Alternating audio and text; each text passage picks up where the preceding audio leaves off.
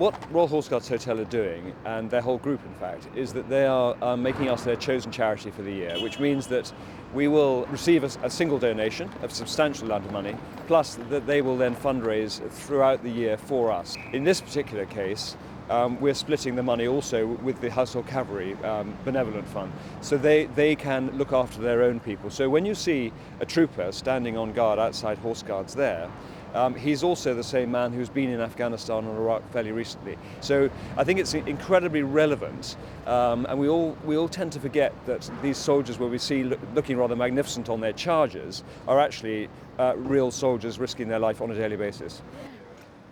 I was injured last year on the 19th of February in Basra in an accident following a rocket attack, and I was paralysed from the waist down. Spent about 4.5 months in hospital in Stanmore, which is the spinal unit.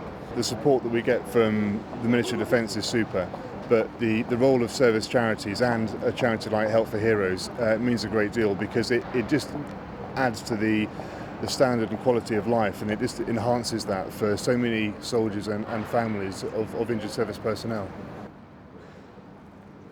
The reason we're working with Help for Heroes is obviously being right next door to the Ministry of Defence in Whitehall government, and Help for Heroes was just a very logical charity for us to sponsor and to work with, and we're delighted to be associated with them.